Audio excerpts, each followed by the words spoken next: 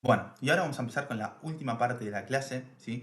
En donde vamos a ver un poco desglosado cada uno de los macronutrientes y vamos a profundizar en quizás algunos apartados que van a estar más orientados hacia lo que es deporte, no tanto metabólico, pero que sin embargo van a ser muy interesantes desde el punto de vista bioquímico que lo estamos abarcando. Vamos a poder entender por qué se dan esas recomendaciones, cuál es el sentido, ¿sí? ¿Qué es lo que se busca? El primero de los macronutrientes que nos vamos a focalizar van a ser los hidratos de carbono. Lo que sabemos de estos, ¿sí?, es que son el único sustrato que yo puedo obtener energía tanto de manera aeróbica como anaeróbica, tanto con la glucólisis aeróbica como anaeróbica, lo cual es importantísimo esto, porque más allá de la situación que nosotros tengamos, vamos a poder obtener energía de cualquiera de las dos formas. ¿Y dónde la vamos a sacar esa energía? Lo que veníamos hablando. Pueden ser desde las reservas, por ejemplo, de glucógeno, o desde los alimentos directamente. Yo me como un plato de fideos y ahí voy a tener glucosa disponible. Una partecita se va a ir hacia almacenar en forma de glucógeno para llenar esos depósitos y otra parte la vamos a utilizar directamente. Hablando justamente de la estrella y lo más importante, el órgano más importante, vamos a hablar del hígado. El hígado va a tener dos funciones. Por un lado, la que tanto hablamos, ¿sí?, que es la glucogenólisis hepática, la degradación de glucógeno hepática. Lo bueno que tiene, ¿sí?, es que tiene la capacidad de regular la glucemia. ¿Por qué? Porque contiene la glucosa 6-fosfatasa, la cual permite que esa glucosa pueda salir de la célula, esa glucosa que estaba fosforilada pueda salir de la célula hacia circulación y de esa manera llegar a los tejidos que son glucodependientes. Por ejemplo, en una situación de ayuno, por ejemplo, cuando estamos durmiendo. Pero por otra, también va a haber un aumento de la gluconeo hepática, la producción de glucosa. ¿Para qué? Para generar un ahorro glucogénico y como también poder otorgarle energía para los tejidos que son glucodependientes nuevamente. Entonces eso lo que nos va a permitir es que siempre haya sustrato, más allá de que nosotros no se lo demos desde la alimentación. Algo muy interesante, ¿sí?, es que para el rendimiento deportivo, los altos niveles de glucógeno se ha visto que tienen una implicancia muy importante en lo que es el retraso de la fatiga. Pueden retrasar la fatiga hasta un 20%. Y esto puede estar ligado con un aumento del rendimiento del 2 a 3%. Quizás parece poco, pero ya te va dando un panorama de la importancia que es los hidratos de carbono en la alimentación. Son fundamentales y más para el rendimiento deportivo. Acá estamos hablando de altos niveles de glucógeno. Entonces tenemos que consumir altas cantidades de hidratos de carbono. Después va a depender el tipo de deporte que haga el individuo y de otros factores. Dentro de los sistemas que involucran la participación de los carbohidratos vamos a tener por un lado la glucólisis aeróbica y glucólisis anaeróbica. Glucólisis aeróbica, piruvato, y después sigue todo el resto del proceso en la mitocondria, ya lo estuvimos hablando. Y por el otro la anaeróbica, en la cual generamos lactato. Este lactato tiene la capacidad de pasar hacia la circulación y de la circulación llegar al hígado. Y en el hígado, mediante la gluconeogénesis, la generación de glucosa de nuevo, va a generar glucosa, con gasto de energía, por supuesto. Y esta glucosa vuelve al músculo, lo cual es importantísimo porque le da continuidad al ciclo y permite que se pueda seguir utilizando esta vía metabólica y seguir produciendo energía. Más allá de que no sea la más eficiente, ¿no? Pero es la eh, utilizada para determinadas situaciones. Y después lo último es la fosforilación oxidativa, lo que les dije, ¿sí? Que tenemos la encrucijada metabólica, el acetil CoA, el cual puede provenir tanto de, eh, de la glucosa, como de los lípidos, como de las proteínas. Lo interesante es que de las proteínas van a venir, lo vamos a charlar un poco, pero no va a ser la fuente principal, ya que al contener nitrógeno van a tener otras funciones mucho más estructurales, imprescindibles, que otro de los macronutrientes no lo puede cumplir. Este lactato, como decimos, antes se consideraba un producto de desecho, pero hoy se sabe que mediante este proceso puede producir glucosa, ¿sí? Es uno de los principales precursores gluconeogénicos. Así que es muy interesante cómo el lactato ha empezado a tener otro rol mucho más interesante. ¿Qué va a ocurrir en el reposo? En el reposo, el organismo va a aprovechar para llenar nuevamente esos depósitos de glucógeno que se gastaron en el entrenamiento. ¿Y de qué manera lo va a hacer? Mediante la glucógeno sintasa y la enzima ramificante. Nosotros sabemos que tenemos el glucógeno, el cual está constituido por uniones alfa 1,4, alfa 1,6, similares al almidón, pero con cadenas un poquitito más cortas. Las ramificaciones son cada menos unidades de carbono. Entonces, lo que tenemos es la glucógeno sintasa, que lo que va haciendo es agregando unidades de glucosa, y después la enzima ramificante que va realizando las ramificaciones correspondientes, ¿sí? Después, por supuesto, en la clase de metabolismo de hidratos lo veíamos con muchísima más profundidad. Por otro lado, uno de los cambios que va a haber es que va a haber adaptaciones metabólicas. ¿A qué me refiero con esto? A medida que nosotros vamos haciendo actividad física y tenemos una ingesta mayor de hidrato de carbono, comenzamos a acostumbrar al organismo a utilizar estos hidratos de carbono como principal fuente de energía. ¿Esto qué quiere decir? Consumo más hidrato de carbono, utilizo más las vías, ¿sí?, donde degrado hidratos de carbono. Y lo mismo va a pasar con las grasas. Si yo consumo, por ejemplo, una dieta muy alta en grasas, voy a oxidar mucha más grasa. Después lo vamos a ver cuál va a ser el efecto a nivel de hidratos de carbono y también a nivel de rendimiento, realmente, que es lo interesante. Después vamos a tener el glucógeno, ¿sí? Y claro, nosotros hablamos mucho del glucógeno, que esto que nos provee energía porque degradamos la glucosa. Al degradar el glucógeno obtenemos glucosa y de esa manera después la oxidamos y obtenemos ATP.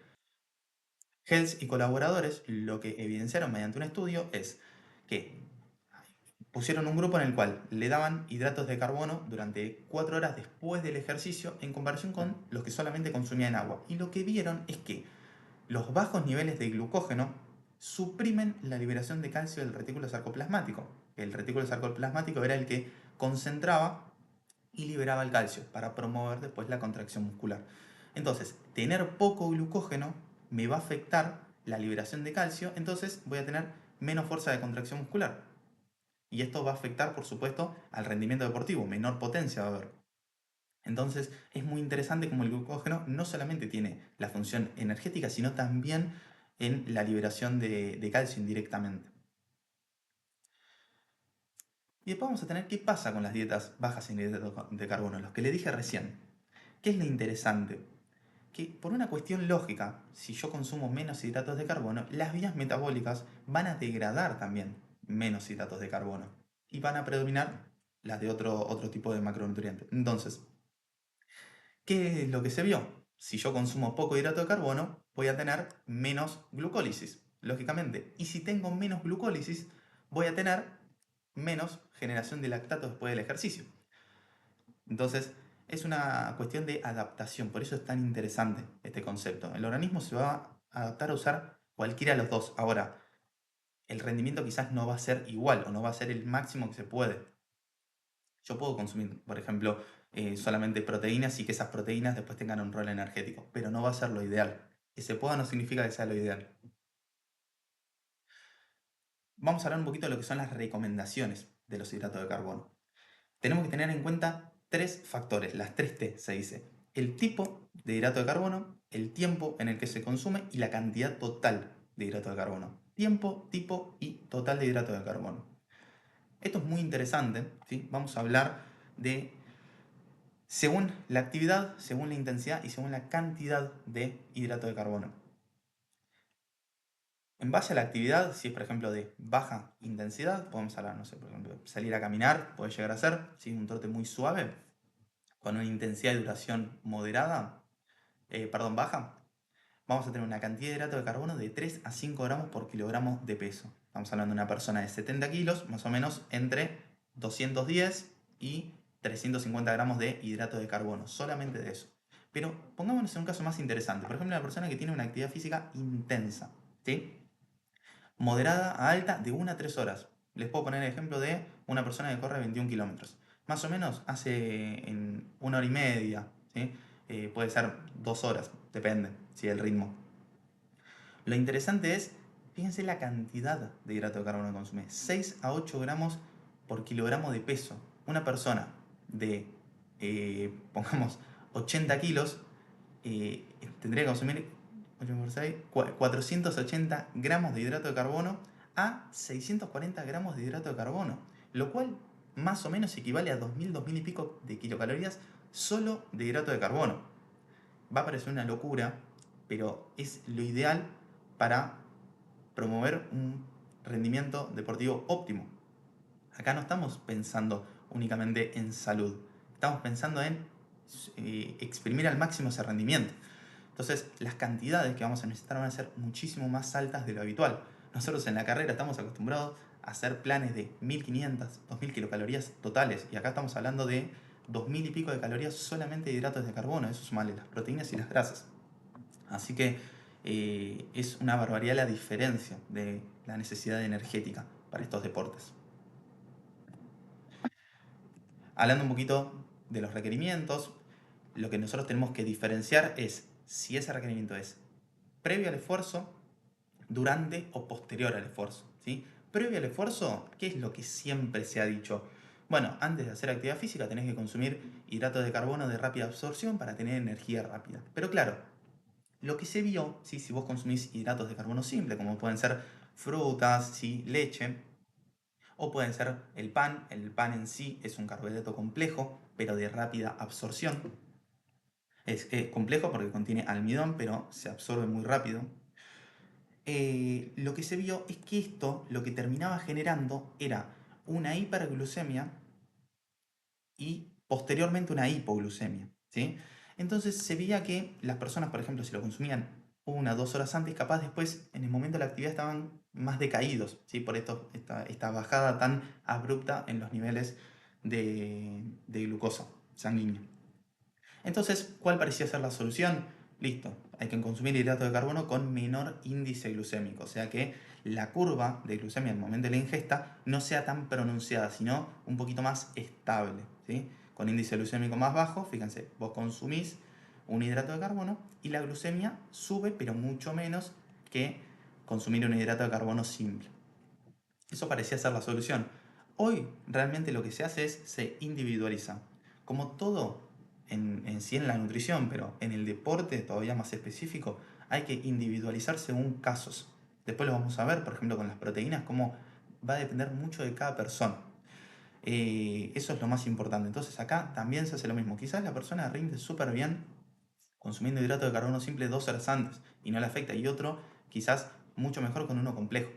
Entonces eso hay que ver cada persona.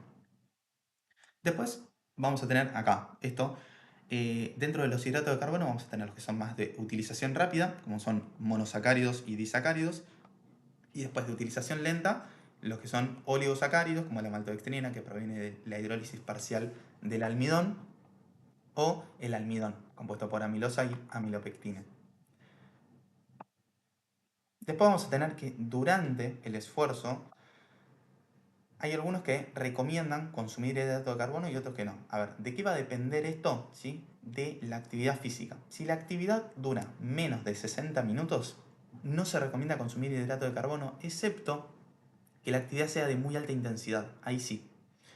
Ahora, si la actividad es por encima de los 60 minutos, se va a recomendar aumentar la ingesta de hidrato de carbono, incluir entre 45 a 60 gramos de hidrato de carbono. Eso sería la recomendación. Aproximadamente sería una rodaja de pan, mermelada y capaz una fruta. Lo que pasa es que si estás durante la actividad, eso te va a quedar muy pesado. Entonces ahí sí, quizás se recurre a geles, gomitas, algo de absorción muchísimo más rápida. ¿Qué es lo interesante de esto? Y que me pareció re loco cuando lo vi, que lo podemos relacionar con la materia. Recuerdan que cuando hablábamos de la absorción de los hidratos de carbono, teníamos que en la luz intestinal llegaban 3 monosacáridos: glucosa, galactosa y fructosa. La glucosa y galactosa ingresaban por el cotransporte dependiente de sodio, el SGLT1, y después pasaban por la membrana basal por el GLUT2. Y la fructosa directamente era de manera independiente por GLUT5. Lo interesante es que cuando se tienen que consumir más de 60 gramos de hidrato de carbono, lo ideal es combinar glucosa y fructosa, ¿sí? Por ejemplo, la fruta tiene ambos, ¿sí? ¿Por qué se hace esto? Porque optimizas el sistema de transporte. Entonces, fíjense cómo desde la teoría, de lo que nosotros vemos básico, podemos llegar a relacionar una cosa así, ¿sí? Como el sistema de transporte es muchísimo más eficiente por utilizar, por consumir glucosa y fructosa. Y ahí lo aprovechás muchísimo mejor todavía. Y otra cosa que quizás han visto que es muy interesante es cuando los jugadores consumen una sustancia y la escupen. Claro, al parecer parecía agua como la escupen y decís ¿por qué? En realidad es un enjuague bucal. Están constituidos predominantemente por maltodextrina, un hidrato de carbono de utilización más lenta proveniente, se había comentado, de la hidrólisis parcial del almidón. Y claro, no tiene un efecto directo en donde se va a absorber y vamos a utilizar eso como fuente de energía después, porque lo escupimos, entonces no llega nunca al intestino. Pero parece que tiene un efecto a nivel del sistema nervioso simpático. Le manda información como que parece que está ingresando alimento y eso podría producir un aumento en el rendimiento deportivo. Así que es muy interesante que no es directamente desde desde la digesta absorción, sino que es al nivel del sistema nervioso central. Y por último, vamos a tener después del esfuerzo, ¿qué es lo que se tiene que consumir? Hidratos de carbono y proteínas. Ahora vamos a ver, dependiendo un poco, las cantidades y algunas recomendaciones.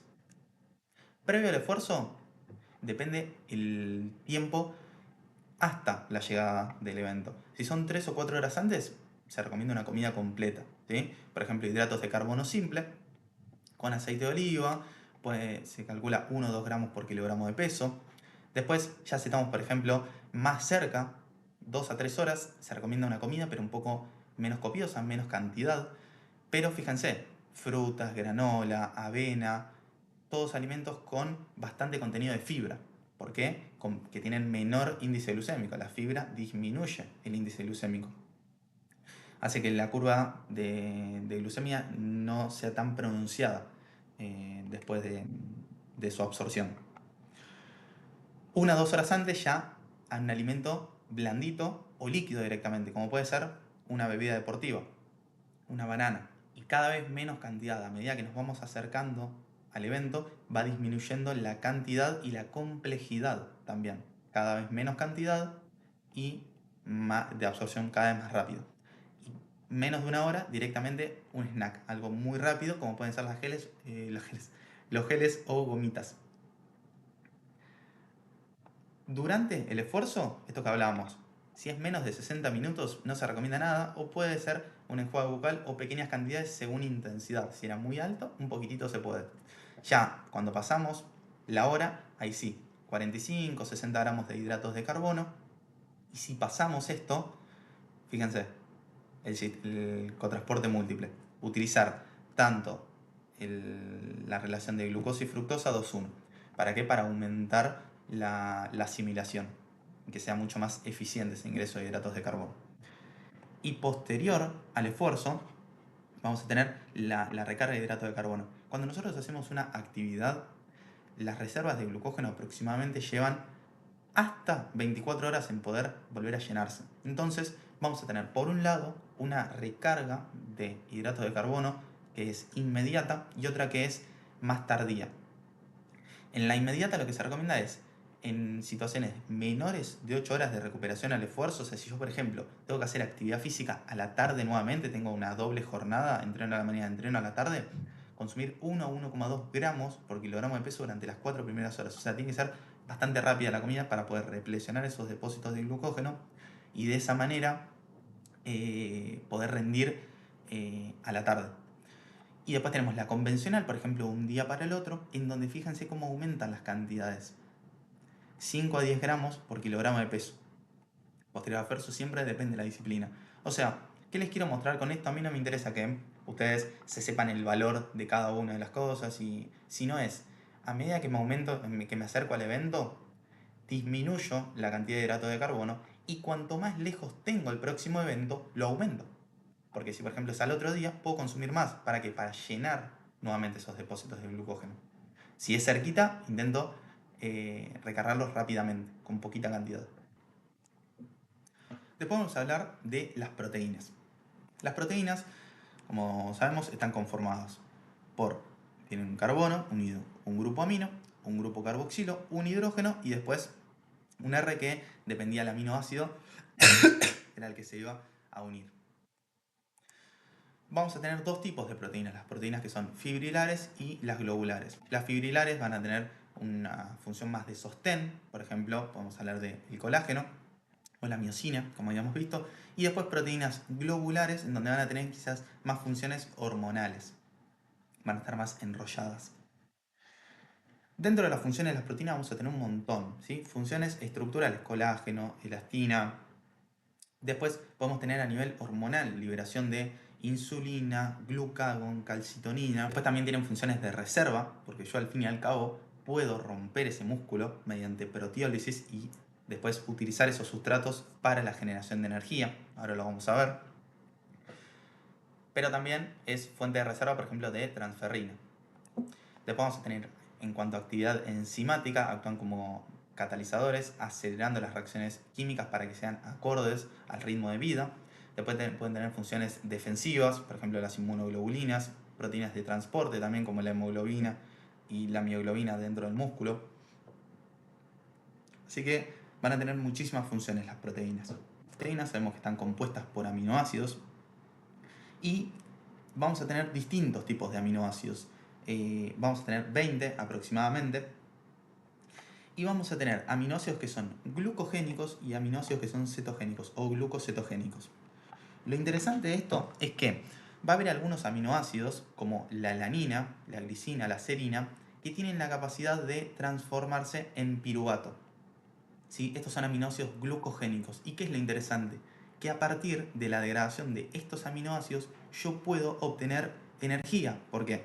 Porque este piruvato, mediante la gluconeogénesis a nivel hepático, se puede transformar en glucosa. Entonces puedo obtener energía a partir de los aminoácidos glucogénicos. También, muy interesante, vamos a tener que algunos van a ser intermediarios del ciclo de Krebs. Por ejemplo, la glutamina. La glutamina, ahora lo vamos a ver en el proceso de transaminación, puede transformarse en alfa-cetoglutarato, el cual es un intermediario del ciclo de Krebs. Entonces ingresa al ciclo de Krebs y sabemos que genera coenzimas reducidas, NADH, FADH2, las cuales después se van a oxidar en la cadena de transporte de electrones y fosforilación oxidativa, obteniendo ATP. Y después vamos a tener, como por ejemplo, la lisina y leucina, que pueden ser precursores de la formación de cuerpos cetónicos.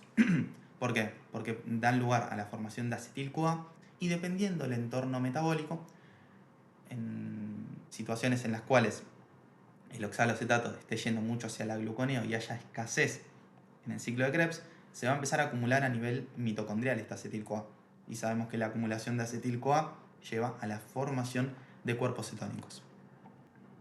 Previamente nosotros habíamos comentado que la alanina se puede transformar en piruvato y el piruvato darnos lugar a la obtención de glucosa, energía. Pero ¿cómo se da este proceso? Dependiendo del entorno metabólico siempre, ¿sí? Puede haber situaciones en las cuales haya proteólisis, o sea, degradación de proteínas musculares. Estas van a ser recepcionadas por el glutamato y el glutamato, mediante un proceso de transaminación, le va a transferir este grupo amino al piruvato. El piruvato lo va a recepcionar y cuando lo tome se transforma en alanina. Y a su vez el glutamato se reduce a alfa-cetoglutarato. ¿Sí? ¿Por qué es interesante que se transforme a alanina? Porque la alanina tiene la capacidad de pasar desde el músculo hacia la circulación y llegar al hígado. En el hígado nuevamente va a haber un proceso de transaminación en donde les transfiere ese grupo amino al alfa-cetoglutarato. Entonces, a la inversa, cuando el alfa-cetoglutarato tome ese grupo amino, se transforma en glutamato. Si seguimos esta vía, se da el ciclo de la urea, cual es la eliminación de este grupo amino.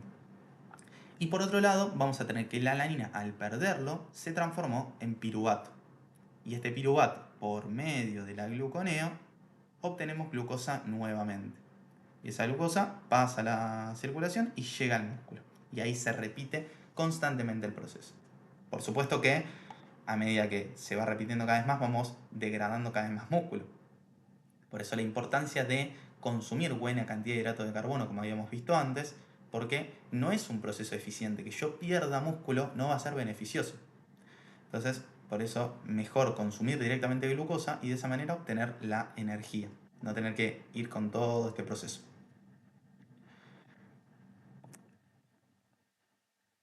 Por otro lado, vamos a tener un concepto muy importante que es el de la síntesis proteica muscular y la degradación proteica muscular. ¿Cómo se da la síntesis proteica muscular? Lo importante es que la ingesta tiene que superar a las pérdidas para que haya un anabolismo, o sea, pasar de moléculas más simples a moléculas más complejas, con gasto de energía. Eso se va a llamar síntesis proteica muscular. Y la degradación proteica muscular, al contrario, va a ser cuando se pierde más cantidad de nitrógeno del que ingresa. Entonces se va a pasar de moléculas complejas a moléculas más simples. Degradación proteica muscular. ¿Sí?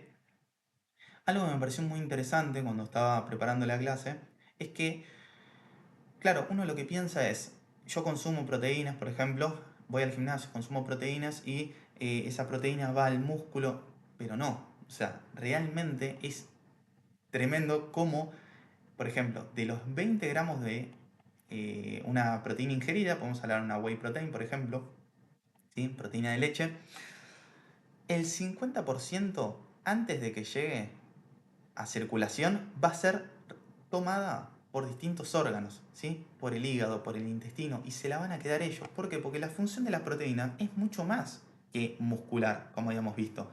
En el sistema de defensas, la producción de transferrina, de transporte como la hemoglobina, la mioglobina, ¿sí? Ese nitrógeno que contiene en sus subunidades es fundamental para todos estos procesos de síntesis. Pero fíjense, el 50%, un 40% es catabolizado, se puede utilizar como energía, producir neurotransmisores, y solamente aproximadamente un 10 o un 11% se utiliza para la síntesis de proteínas musculares.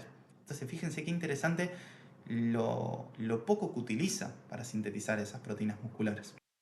Después, hablando un poquito de la calidad de las proteínas, nos tenemos que basar en tres factores fundamentales. Uno va a ser el perfil y el contenido de aminoácidos que tenga. Después va a ser el contenido de leucina, un aminoácido muy importante para la síntesis proteica muscular. Y después la rapidez y la digestión con la cual se absorbe esta proteína, ¿sí? Entonces, ¿qué es lo que se vio? La leucina es el principal impulsor de cambios en la síntesis proteica muscular. ¿Por qué? Por cuestiones que habíamos comentado al principio de la clase. ¿Sí? En la primera parte de la clase, la leucina era un activador directo de la mTOR, el cual era un promotor para la biosíntesis de macromoléculas. Por distintas señalizaciones intracelulares, da lugar a la síntesis proteica muscular. Es uno de los más importantes, en conjunto con la insulina, y esto da lugar a la incorporación de un nuevo término que se llama disparo de leucina. ¿Qué quiere decir? Hace referencia a cuanto más rápida sea la digestión de esa proteína y más cantidad de leucina tenga, más va a promover la síntesis proteica muscular. Cuanta más cantidad de leucina tenga y más rápida absorción tenga, más va a promover la síntesis proteica muscular. Entonces, ¿qué es lo que se ve? Acá estamos comparando algunas fuentes animales como algunas fuentes vegetales. Tenemos este color más clarito, aminoácidos, porcentaje de aminoácidos esenciales, y más oscuro el porcentaje de leucina. Algo que podemos observar es que las proteínas de origen animal tienen mayor proporción de ambos, tanto de aminoácidos esenciales, por ejemplo si comparamos las de lactosuero o las de leche con lentejas, quinoa, tienen bastante más cantidad y también tienen más relación de leucina, tienen más porcentaje de leucina que las otras. Sin embargo, por supuesto que esto no quiere decir que para la síntesis proteica muscular haya que consumir fuentes animales. No, tranquilamente podemos llegar a las recomendaciones con las fuentes vegetales, ¿sí? Que no se malinterprete, sino que básicamente tienen dos componentes que son muy importantes para la síntesis proteica y tienen más proporción de ambos, pero no quiere decir que no se pueda cumplimentar con estos. Acá vemos rápidamente cuál es la respuesta de la síntesis proteica según los distintos protocolos de consumo de proteínas. Por ejemplo, si yo consumo 20 gramos de proteínas, ¿sí? La síntesis proteica muscular va a llegar hasta ahí, ¿sí? Ahora lo vamos a ir viendo en relación al resto. si consumo más cantidad de proteínas, va a ser un poquito mayor, pero no tanto mayor. Imagínate que si yo no consumo nada, quedaría acá. Ahora, 20 gramos es todo esto. Y consumir el doble de 20 gramos es solamente esto, no es tanta la diferencia. Quizás si yo lo haría en 60, puede hasta que esté igual que en 40. Porque también va a haber un límite en el cual se pueda absorber proteínas. Pero cuidado, una de las cosas que quiero aclarar es que no importa únicamente la leucina, sino que estén los tres componentes que nombré anteriormente. Y uno de los más importantes también es la cantidad de aminoácidos. Tienen que estar todos los aminoácidos para poder, para que, como se dice, es el pool de aminoácidos para que se dé la síntesis proteica. Si falta un aminoácido, no se da la síntesis proteica. Entonces, tienen que estar todos los aminoácidos más cantidades suficientes de leucina y favorecería que sea de rápida digestión. Entonces, esos serían los tres componentes más interesantes. Después vamos a tener con proteínas de origen vegetal. Fíjense cómo con 20 gramos es bastante menor al anterior, es más bajito. Si hago combinación de proteínas vegetales es un poquito más alto y si consumo 40 gramos es casi similar a la otra. Entonces acá estaría muchísimo mejor. ¿Esto qué me está queriendo decir? Y es muy directamente proporcional a lo que hablamos. Como yo tengo menos cantidad de aminoácidos esenciales y menos leucina, para poder llegar a niveles similares tengo que consumir más cantidad. Entonces, consumiendo 40 gramos en relación a 20 gramos de esta, fíjense que es casi la misma.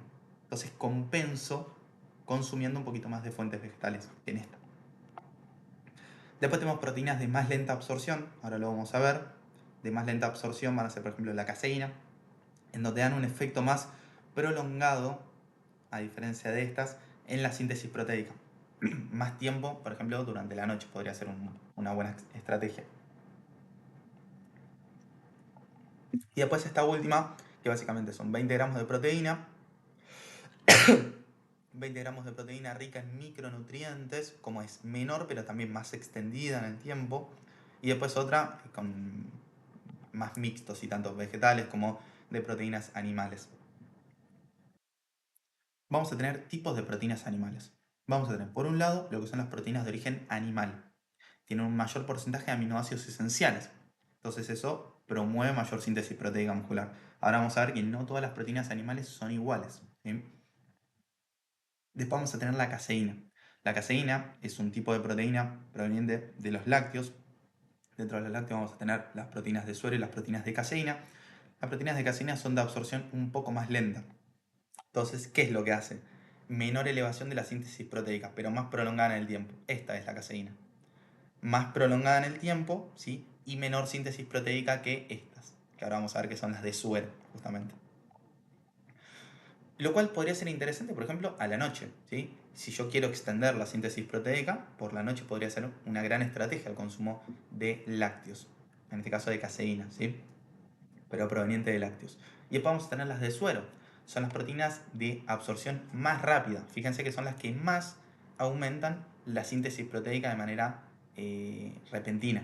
¿Por qué? Porque producen una rápida aminoacidemia, o sea, mucha cantidad de aminoácidos en sangre. Y eso promueve mayor síntesis proteica. Lo cual las proteínas de suero son muy interesantes porque tienen esto. Se absorben muy rápido, rapidez y digestión, tienen mucha cantidad de leucina y tienen un perfil aminosídico completo. Son de origen animal. Entonces son espectaculares para lo que es síntesis proteica muscular. Después vamos a tener las proteínas del huevo, también aminoácido, perfil aminosídico completo, son velocidad de absorción lenta, podemos decir como que es intermedia, ¿sí? Porque al tener un poco de grasa puede llegar a retrasar, pero la verdad que es excelente también. Después tenemos las proteínas de la carne, que tienen perfil aminosídico completo, son de rápida asimilación, pero suele pasar que en el deportista le cuesta un poquito más tolerarlo. Por eso quizás se prefiere consumir, por ejemplo, carnes blancas, ¿sí? Como pollo y pescado que se digieren un poquitito más rápido. Igual como siempre, hay que individualizar según el caso. Y por último vamos a tener lo que son proteínas de origen vegetal, que tienen menor contenido de leucina. Algunas no tienen todos los aminoácidos esenciales. Por ejemplo, la quinoa es un pseudo cereal que sí tiene todos los aminoácidos.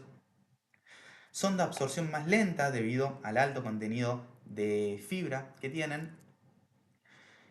Pero si los combinamos correctamente, podemos completar sin ningún problema los requerimientos para promover una síntesis proteica muscular completa. O sea que no sería una limitante un patrón alimentario vegetariano o vegano para el desarrollo de masa muscular. Bueno, dentro del requerimiento de las proteínas vamos a tener un tema que es muy controversial, ¿sí? La verdad que se cree que hay que consumir una cantidad de proteína muy exacerbada, mucha cantidad. Sin embargo, vamos a ver que va a depender de la actividad física, va a depender del nivel de entrenamiento, va a depender del resto de la alimentación, ¿sí? Entonces, ¿qué se cree? Básicamente se dice que los atletas necesitan mucha más cantidad de proteína, por dos cuestiones. Por un lado, porque tienen mayor oxidación durante el ejercicio, al parecer, ¿sí? Esos aminoácidos se pueden oxidar durante el ejercicio, por ejemplo, con la gluconeogenesis, lo que vimos antes, con la alanina. Ahora, yo tengo un consumo adecuado de hidratos de carbono, voy a tener glucosa en la cual me va a servir para eso, principalmente, ¿sí? Si tengo buenos niveles de glucógeno, no va a ser necesario, ¿sí? El cuerpo no va a hacer tanta gluconeo. Lo va a hacer si yo tengo un bajo consumo de hidratos. Y por otro lado vamos a tener que tienen supuestamente mayor incremento de la síntesis proteica muscular. Que esto puede ser cierto, por un lado, porque degradan también muchísimo más y tienen que reconstruir ese músculo que se degradó durante el ejercicio, ¿sí? Entonces, hay una recomendación general, ¿sí? Que no es por día, ¿sí? Sino que es por comida, que es de 0,4 gramos por kilogramo de peso, por comida. O sea, por ejemplo, en una comida podemos hablar, una persona de 70 kilos, aproximadamente serían 28 gramos de proteína, ¿sí? Por comida. Y lo ideal es eso, para promover la síntesis proteica, es que sea lo más distribuida a lo largo del día. Eso lo que hace es que haya mayor síntesis proteica a lo largo del día. Entonces extendemos ese periodo de anabolismo. 8 a 12 gramos de aminoácidos esenciales y 3 gramos de leucina. Esa es la recomendación ideal.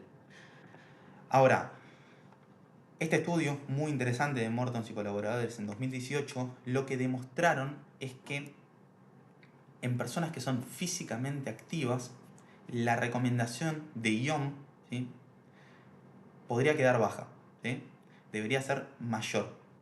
0,8 gramos por kilogramo de peso, hoy se sabe que es una recomendación muy baja realmente.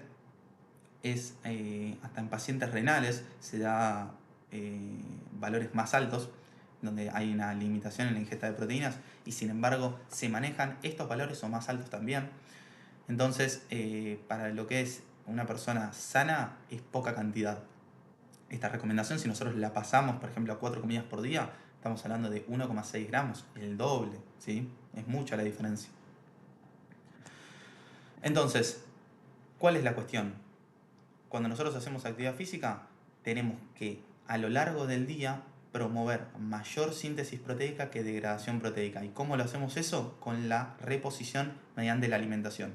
Nosotros nos tenemos que asegurar que las proteínas que consumamos vayan orientadas hacia la síntesis proteica muscular. Habíamos visto que era un 10-11%. Imaginemos que no consumimos la cantidad de hidrato de carbono o grasas adecuada. Más proteína encima van a ir hacia la fuente energética, más porcentaje y menos hacia la síntesis proteica. Entonces, lo que yo necesito es promover este entorno metabólico. ¿Y cómo lo hago? Con una distribución de macronutrientes armónica, sin una cantidad excesiva de proteína, pero tampoco tan baja como esta recomendación. Entonces podemos calcularlo de esa forma. 1,2 a 1,4 gramos por kilogramo de peso por día, 20 a 25 gramos por comida. De ahí vamos a hablar ahora un poquito de algunos deportes donde se necesite más o se necesite menos. Pero es interesante más o menos pensar en estos valores, ¿sí? Dentro de lo que son deportes, vamos a tener los deportes de fuerza, en donde hay una gran obsesión, ¿sí?, por consumir mayores cantidades de proteína.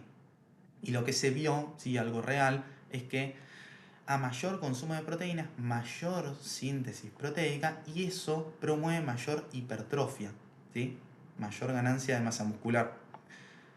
Pero lo que es más importante que el consumo de proteína es el periodo en el cual se extiende esa síntesis proteica muscular. Por eso les digo, es fundamental el timing de la ingesta, o sea, cómo está distribuido a lo largo del día, pero también cuánto tiempo yo sostengo ese consumo de proteínas. Porque si yo un día consumo, le pongo por números, 120 gramos de proteína y otro día consumo 50, no voy a estar en ese entorno favorable para promover la síntesis proteica muscular. Entonces, si no le doy yo esas señales de manera constante, no voy a promover estas ganancias de masa muscular.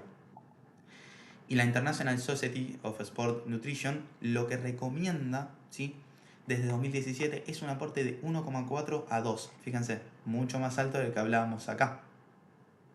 Y ni hablar del de acá. Entonces, para este tipo de deportes de fuerza puede llegar a ser indispensable más cantidad. Ahora, caso contrario, tenemos los deportes de resistencia, que son de intensidad más tirando moderada a baja. Entonces, como van a utilizar también más sustratos energéticos provenientes de las grasas, ¿sí?, o glucolíticos aeróbicos, va a tener menor impacto proteico, ¿sí? Entonces la recomendación de la ingesta es mucho más baja, 1,2, 1,6, prácticamente una recomendación para un individuo general. Pero las cantidades de hidratos de carbono lo podemos relacionar con lo que habíamos visto antes, esas cantidades tremendas de 700, 800 gramos de hidrato de carbono por día, según el peso corporal. Vamos a ver un poco los factores que intervienen en este requerimiento proteico. Vamos a tener, por un lado, el momento de la ingesta. ¿Esto qué quiere decir? Si yo, por ejemplo, consumo únicamente, ¿sí?, alimentos, esta es la síntesis proteica, ¿sí? Hay un pico y después decrece. Pero si yo encima lo hago después del ejercicio o en sí haciendo ejercicio, la síntesis proteica va a ser mucho mayor, ¿sí? Fíjense la diferencia que hay, mucho más. Y en el tiempo también cómo se extiende. Después vamos a tener el volumen de entrenamiento. Lo que se ha visto es que cuando el entrenamiento es mucho más prolongado, ¿sí?, disminuyen las reservas de glucógeno y las proteínas pueden aportar hasta un 15% de energía mediante la gluconeo, ¿sí? Por ejemplo, la alanina o la glicina, serina, distintos aminoácidos glucogénicos, o los que son intermediarios del ciclo de Krebs también. Después vamos a tener la composición de la proteína, lo que hablamos, los tres factores: el perfil y el contenido de aminoácidos, la rapidez de la digestión y la cantidad de leucina. Después tenemos la composición de la dieta, o sea, esto que les digo, la importancia de que sea armónica. O sea, a lo largo del día tiene que haber una distribución equitativa, tiene que haber buena cantidad de hidratos de carbono, de proteínas. Y algo que sí es interesante es la insulina, porque es una hormona anabólica, que sabemos que va a promover y ayudar en esta síntesis proteica. Entonces también el tener, viste que a veces se piensa, el tener mayor cantidad de ingestas por día también puede dar lugar a esto, ¿sí? Pero tampoco eso es un factor muy muy importante, ¿sí?, la cantidad de ingestas en el día. Pero sí, este entorno de la insulina va a ayudar un montón. Después, un tema que quería incorporar es la edad. La edad es fundamental, ¿sí?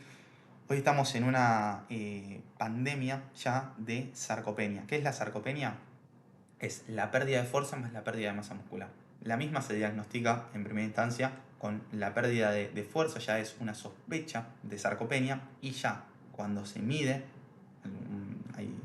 no quiero profundizar, pero cuando se hacen algunas mediciones específicas de perímetro y da poca masa muscular, se diagnostica sarcopenia, ¿sí? En estas edades lo que empieza a ocurrir es que hay mayor resistencia anabólica por una disminución a nivel de hormonas relacionadas con el crecimiento muscular. Va a pasar que cueste muchísimo más formar masa muscular, y sabemos que esta va a ser fundamental para la longevidad, para el bienestar, y va a ayudar a tener una vejez muchísimo más agradable, ¿sí? Y algo que me parece muy interesante que quería aclarar es este estudio, ¿sí? Lemon y colaboradores describieron hace unos años que la degradación de proteínas ante un aporte dietario alto en hidratos de carbono fue en 5,8 gramos por hora en proteínas, ¿sí? Ahora, cuando el aporte de hidratos de carbono era bajo, la degradación aumentada a niveles de 236%. O sea, ¿esto qué quiere decir? Si yo tengo baja ingesta de hidrato de carbono, voy a utilizar las proteínas como fuente de energía, ¿sí? Y esto no va a ser la función principal de la fuente de proteína, más allá de que lo podamos hacer. Porque tienen nitrógeno que son fundamentales para otros procesos de síntesis. Entonces, fíjense cómo si yo tengo una dieta más alta en hidrato de carbono, priorizo que las proteínas vayan a donde tienen que ir y no que se degraden para obtener energía. Entonces, muy interesante esta reflexión. Bueno, y por último vamos a hablar de las grasas. Las grasas van a ser muy interesantes porque van a ser el principal aporte energético en deportes de menor intensidad. Pueden aportar hasta 45.000 calorías o más, va a depender de la cantidad de tejido adiposo, como habíamos comentado. Y fíjense la diferencia de glucógeno muscular y hepático, entre 400 y 500 gramos aproximadamente dan. Y algo muy interesante es que el glucógeno aporta 3 gramos, ¿sí?, de agua por cada gramo de glucógeno. Entonces eso hace que no tenga la misma capacidad para almacenar, puede almacenar menos cantidad de energía. El tejido adiposo tiene muchísima menos cantidad de agua. Entonces puede almacenar muchísima más cantidad. Por otro lado, vamos a tener que, a medida que aumenta la duración del ejercicio, se va priorizando la utilización de ácidos grasos y disminuye la utilización de glucosa, empieza a haber un ahorro glucogénico. ¿Y cómo se da esto? Bueno, la adrenalina, como habíamos comentado, era una catecolamina fundamental en todo este proceso. Entonces una de las cosas que hacía era generaba cambios conformacionales dentro de la célula y estimulaba a la lipasa hormonosensible. La lipasa hormonosensible tiene una doble acción. Por un lado, estimula la degradación de triglicéridos, obteniendo ácidos grasos y glicerol, y por otro lado, inhibe a la acetil-CoA carboxilasa. ¿Para qué? Para que de esta manera no se sinteticen ácidos grasos mientras se degradan grasas, ¿sí? Entonces la lipasa hormonosensible, con gasto de ATP, degrada triacilglicéridos, ácidos grasos y glicerol. Los ácidos grasos se van a oxidar mediante la beta-oxidación. El sustrato va a ser el ácido graso, el producto va a ser acetil-CoA. Y esta acetil-CoA va a ingresar al ciclo de Krebs, cadena de transporte de electrones y generación de ATP finalmente. Y por otro lado, vamos a tener el glicerol, que el glicerol va a ser un sustrato fundamental para la gluconeogénesis. Acá no se desaprovecha nada, usamos tanto los ácidos grasos como el glicerol. Y esto va a ser fundamental para los tejidos que son glucodependientes, en donde no pueden utilizar otra cosa que no sea glucosa.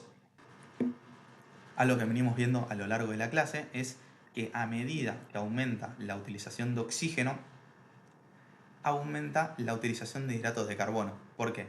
Porque ya no nos da lugar a utilizar el sistema oxidativo, tanto de las grasas como de la glucólisis aeróbica. Entonces empezamos a utilizar la glucosa de manera anaeróbica, generando lactato, todo lo que ya vimos antes.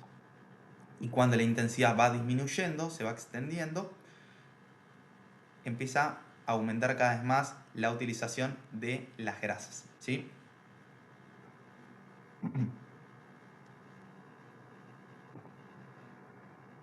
Entonces, para ir cerrando, ¿sí?, vamos a hablar un poquito de cómo el cuerpo se adapta también a la utilización de las grasas. Vamos a tener con el entrenamiento de la resistencia que una de las modificaciones, esto de adaptaciones metabólicas que habíamos hablado que se va a generar, va a ser el aumento de mitocondrias. Va a haber mayor cantidad de mitocondrias. ¿Y esto cómo se va a ver traducido? En un aumento en las enzimas también. Y por ejemplo, uno de los efectos que se ve es que en las personas que están entrenadas, así en deportes de resistencia, hay un aumento en la citrato sintasa, hasta en un 49%. Fíjense qué interesante, para poder oxidar también esos ácidos grasos que ingresan a la mitocondria, para que tenemos mayor citrato sintasa, que después forma el citrato, ingresando al ciclo de Krebs. Después también, algo muy interesante es que, por supuesto, el entrenamiento de resistencia aumenta las contracciones de las fibras tipo 1, las fibras lentas, rojas, brillantes, que habíamos hablado al principio de la clase. Casi 3 veces más que las tipo 2. ¿Por qué? Porque justamente son mucho más resistentes y están orientadas hacia el sistema oxidativo. Y después, otro factor es la alimentación. Cuando nosotros tenemos una alimentación más alta en grasas, aumenta la utilización de grasas. El cuerpo se adapta a lo que les había dicho. Aumenta la utilización de grasa y si le damos menos grasas, utiliza menos y a su vez lo compensa con mayor uso de hidratos de carbono. Esto es muy interesante porque a lo que nos da lugar, ¿sí?, es que si nosotros tenemos una ingesta muy alta de grasas y baja de hidrato de carbono, va a llevar a que haya mayor acumulación de acetil-CoA. Y la acumulación de acetil-CoA lleva a acetoacetil-CoA y la formación de los cuerpos cetónicos. ¿Sí? Acá la famosa dieta cetogénica. Acetoacetato, acetona y beta-hidroxibutirato. El que puede ser muy interesante es el beta-hidroxibutirato porque después puede ir a otros tejidos y mediante la cetólisis utilizarse como fuente de energía. ¿Sí? Lo degradamos en otros tejidos, la cetogénesis ocurre a nivel hepático y la cetólisis en hígado, en músculo, cerebro, ¿sí?, entre otros tejidos. Pero ¿qué es lo que dice? ¿Sí? Varios estudios señalan que la enzima lactato deshidrogenasa puede reducirse mientras los sujetos consumen dietas altas en grasas, lo que limita un paso necesario en el metabolismo de los hidratos de carbono, sustrato indispensable cuando los atletas necesitan ir más rápido. ¿Qué es lo que te dice acá? Por una cuestión lógica, si yo consumo menos hidrato de carbono, voy a tener menos glucosa. Entonces, consecuentemente, de manera anaeróbica también voy a tener menos lactato. Y hay menos lactato deshidrogenasa, que es la que reduce de piruvato a lactato.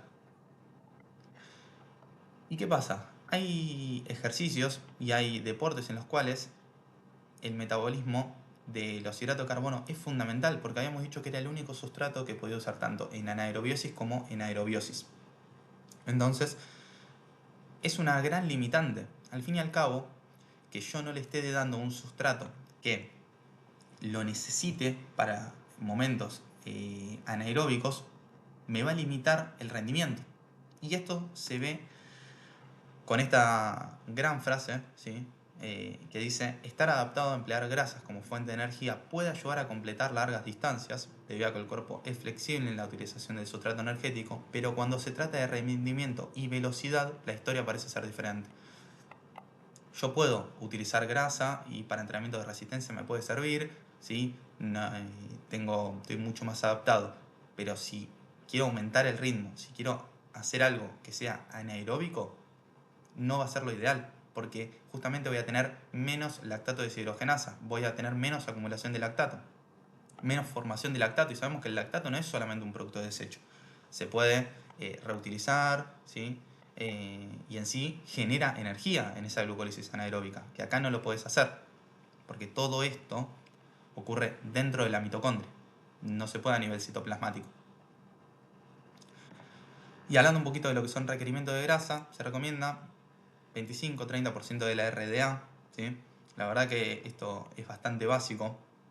Quizás lo que se recomienda a veces es que no haya tanta ingesta de grasas porque retardan el vaciamiento gástrico, pueden llegar a generar plenitud, mucha saciedad y sentirse pesado el atleta, pero eso también se individualiza, quizás sean grasas que se puedan digerir un poquitito más rápidas, no tan pesadas. Capaz vas a preferir darle aceite y no una nuez, por ejemplo. Las nueces que tienen mucha más fibra, ¿sí?, más difíciles de digerir. Y por último, para cerrar, ¿sí?, hablar un poquito de lo que es la composición corporal en los atletas olímpicos. Esto la verdad que es muy interesante porque lo que nos da la idea, ¿sí?, es un estudio que se hizo en los Juegos Olímpicos de 2012, donde básicamente nos muestran las composiciones corporales según el atleta.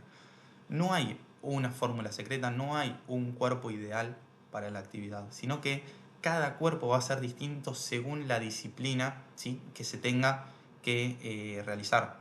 Por ejemplo, un maratonista ¿sí? Como habíamos visto, para deportes de resistencia que tienen mucho más desarrollo de fibras tipo 2. Va a pesar muchísimo menos, va a tener extremidades más largas, ¿sí?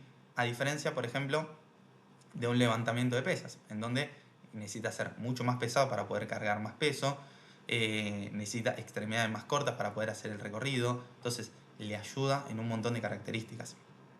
Lo mismo en las mujeres, por supuesto, ¿sí?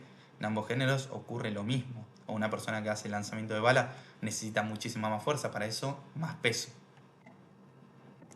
Así que bueno, acá les dejo toda la bibliografía, ¿sí? Predominantemente nos basamos en el libro de Luciano Espena, Marcio Onsari, y después recopilamos algunos papers y distintas páginas para poder complementar.